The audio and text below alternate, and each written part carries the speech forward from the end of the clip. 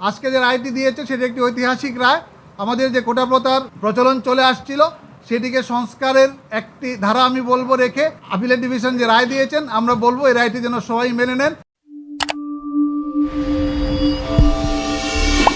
High court division কোটা প্রথা বহাল রেখে 2018 সালের প্রজ্ঞাপন বাতিল করে যে রায় দিয়েছিল সেই রায়টি আপিল বিভাগ আজকে দীর্ঘ শুনানির পর হাইকোর্ট ডিভিশনের রায়টিকে বাতিল ঘোষণা করা হয়েছে। হাইকোর্ট ডিভিশনের রায়টিকে রদ ও রহিত করা হয়েছে।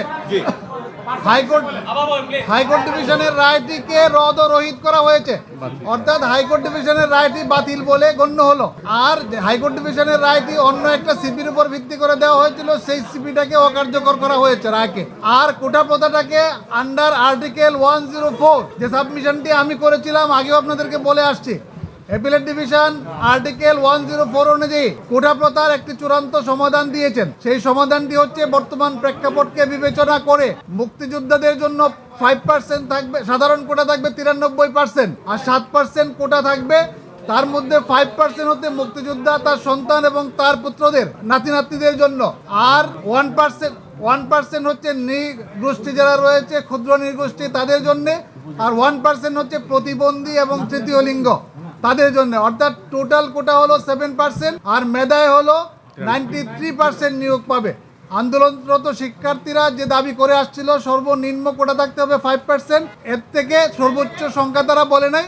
অ্যাপিলেট ডিভিশন সার্বিক দিক বিবেচনা করে আন্ডার আর্টিকেল 104 সেটাকে 7% নির্ধারণ করে দিয়েছেন এবং সরকারকে বলেছেন 3 মাসের মধ্যে এই সংক্রান্ত গেজেট জারি করে অ্যাপিলেট ডিভিশনে দায়ের করার জন্য 3 মাসের মধ্যে গেজেট করার জন্য বলে দিয়েছেন। এবং ছাত্রছাত্রীদেরকে আহ্বান জানিয়েছেন তারা যেন ক্লাসে ফিরে যায়, শান্তিপূর্ণভাবে ক্লাসে ফিরে যায়। গার্জিয়ানদেরকে আহ্বান জানিয়েছেন তারা যেন তাদের সন্তানকে বুঝিয়ে ক্লাসে ফেরত যেতে বলে, এবং শিক্ষার্থী যারা রয়েছে তারা যেন আদালতের প্রতি সম্মান রেখে তাদের এই আন্দোলন থেকে, আদালতের আদেশের প্রতি সম্মান রেখে তারা তাদের আন্দোলন থেকে সরে যায় এবং আজকেই যেন ঘোষণা দেয় যে তারা আর এই আন্দোলনের সাথে নেই। এবং যে ক্ষয়ক্ষতিগুলি হয়েছে, প্রাণ ঝরে পড়েছে, এই জন্য অ্যাপিলেট ডিভিশন দুঃখ প্রকাশ করেছেন।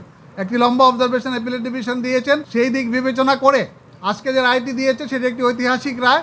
আমাদের যে কোটা প্রথার প্রচলন চলে আসছিল সেটিকে সংস্কারের একটি ধারা আমি বলবো রেখে আপিলেট ডিভিশন যে রায় দিয়েছেন আমরা বলবো এই রায়টি যেন সবাই মেনে নেন এবং আন্দোলনরত শিক্ষার্থী যারা তারা যেন ঘরে ফিরে যান, তারা যেন শান্তিপূর্ণ পরিবেশ বজায় রাখেন। এবং এই আন্দোলনকে কেন্দ্র করে তৃতীয় পক্ষ যারা মাঠে আসছে আমি বলবো তাদেরকে তারা যেন আর ঘোলা পানিতে মাছ শিকার না করেন, তারা যেন আর রাষ্ট্রীয় সম্পদের তারা যেন এই ঘোলা পানিতে মাছ শিকার করার যে প্রবণতা, তারা এই কোমলমতি শিক্ষার্থীদেরকে ভুল বুঝিয়ে তারা তাদের সরকার পতনের আন্দোলনের হাতিয়ার হিসেবে ব্যবহার করার যে অসৎ উদ্দেশ্য এবং অসৎ প্রবণতা তার থেকে যেন তারা ফিরে যায় সে আহ্বান আমি তাদেরকে জানাবো।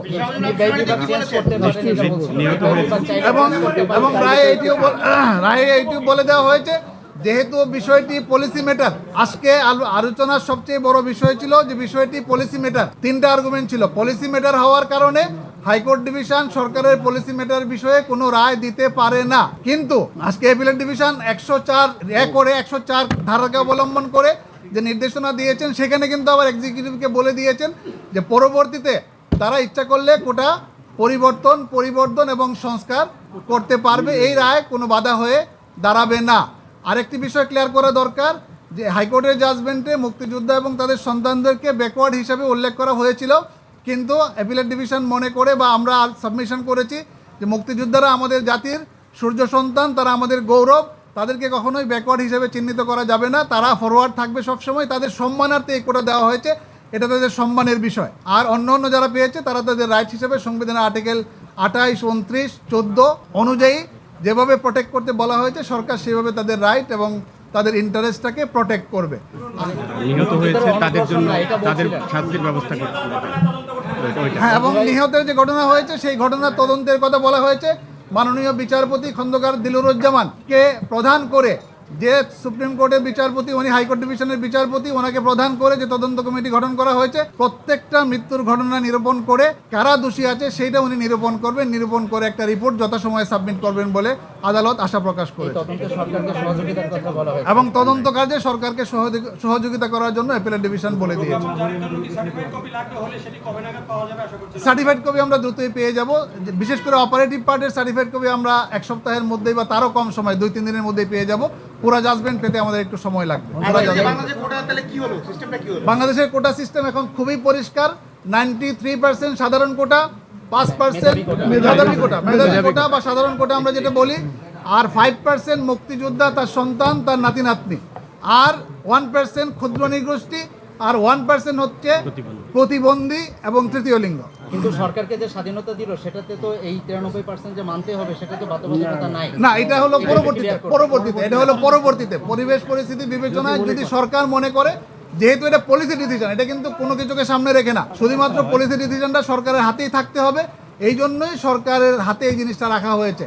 আর বর্তমান পরিস্থিতির বিবেচনা আন্ডার আর্টিকেল 104 অ্যাপিলেট ডিভিশন এই সিদ্ধান্ত প্রদান করে। আপিল বিভাগ যে পার্সেন্টেজ ঠিক করে দিলেন সেটা পারেন কিনা আপিল বিভাগ? আপিল বিভাগ 104 বলে দিয়েছে 100 করে কমপ্লিট জাস্টিস বলতে যেটা বোঝায় সেটা সরকার, সেটা আপনার আপিল বিভাগের আছে। 104 হলো আপিল বিভাগের। আপিল বিভাগ ওনার রায়ে, আপিল বিভাগ রায়ে স্পষ্ট করে বলে দিয়েছেন যে বর্তমান প্রিভেলিং সিচুয়েশনে to do complete justice under article 104 of the constitution, exactly এই কথাটা অ্যাপিলেট ডিভিশন বলেছেন। তারা এই কোটার জায়গাটাকে নির্ধারণ করে দিয়েছেন এবং যে দাবিগুলি ছিল উভয় পক্ষ থেকে সংস্কারের, এবং উনি হাস্যরসাত্মকভাবে এটাও বলেছিলেন বা ইনভাইট করেছিলেন যারা আর্গুমেন্ট করার জন্য শিক্ষার্থীর পক্ষ থেকে, তারাও এই আর্গুমেন্টে করেছে তারা সংস্কার চায়। আমিও বলেছি সংস্কার চাই। সুতরাং এই সংস্কার চাওয়ার প্রেক্ষিতে উভয় পক্ষের যেহেতু এখানে একটা সিমিলার জায়গা তৈরি হয়েছে, অ্যাপিলেট ডিভিশন সেটাকে অ্যাকসেপ্ট করে নিয়েছেন এবং এই রায়টি আদেশের শুরুতে কিন্তু বারবার চিফ জাস্টিস যারা কোটা সংস্কারের সাথে যুক্ত আন্দোলনের সাথে তাদেরকে খুঁজছিলেন, এর আগেও কিন্তু তাদেরকে কথা বলার সুযোগ দেওয়ার কথা বলা হয়েছে। উনি কেন যেহেতু তারা ইন্টারেস্ট প্রকাশ করেছিল, এর আগেও বলেছিলেন এবং সকালবেলায় কয়েকজন বলেছিল তারা আসবে আদালতে, এই কারণে উনি খুঁজেছিলেন। সকালবেলায় পারমিশন চেয়েছিলেন। প্রজ্ঞাপন পুরো রায় এখন তো কোটা থাকলোই না, প্রজ্ঞাপন জারি করার জন্য অপারেটিং পার্টটা হলেই হবে। সর্বক্ষেত্রেই প্রয়োজন। এটা সরকারি প্রতিষ্ঠান, স্বায়ত্তশাসিত প্রতিষ্ঠান, আধা সরকারি প্রতিষ্ঠান, আধা স্বায়ত্তশাসিত প্রতিষ্ঠান, সকল ক্ষেত্রে এই রায়টি প্রযোজ্য হবে। আগে যেটা 9ম থেকে 13তম গ্রেড, নবম থেকে 13তম গ্রেড, 9ম থেকে 13তম গ্রেড, 13 পরে যেগুলি আছে সেগুলি যেভাবে আছে সেভাবেই থাকবে, যেভাবে আছে সেভাবে।